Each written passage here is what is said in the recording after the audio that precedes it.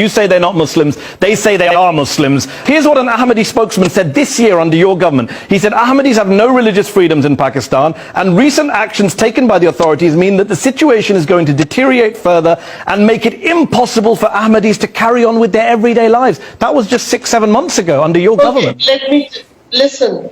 The Ahmadis, according to our constitution now, are non-Muslims. They have every right to come into politics, to contest elections on non-Muslim seats.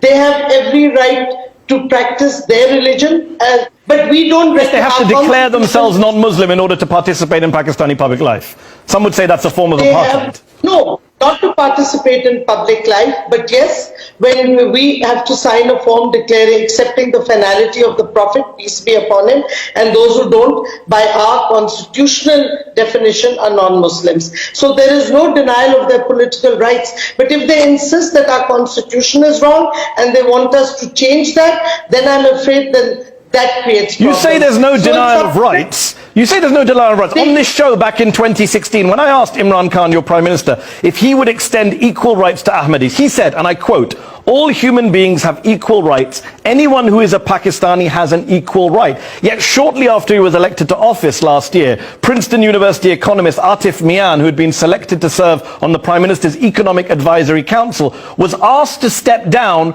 because he's an Ahmadi. Why didn't the Prime Minister stand by him? Why didn't you stand by him if everyone has equal rights in Pakistan? He was not in Pakistan, he was in the US. So let's be very clear. When you say equal rights, you have equal rights under the Constitution. You want to bring about constitutional changes. There are many constitutional changes which may improve the country. With the 18th Amendment, we have now power devolved, so bringing about any change becomes ever more difficult at the center. But I agree the Atif Mia case was unfortunate, and there was a lot of debate. Unfortunate or discriminatory? Essentially, no, I think that it is the choice of the government finally, but I think that it should have been dealt with in a better way. And the fact of the matter is that it should not have been done in the way it was done. If you knew it would become controversial, we should never have taken that decision in the first place. The gentleman is not in Pakistan, he's been living in the States, so it's not that he was being denied a right to be part of the government in Pakistan.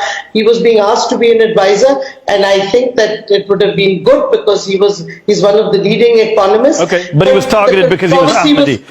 No, the controversy was created needlessly, and I think that it could have been handled better. But he was not denied any right because he was being asked to come as an advisor on a sort of pro bono capacity. Shireen Mizari, thank you so much for joining me on Upfront.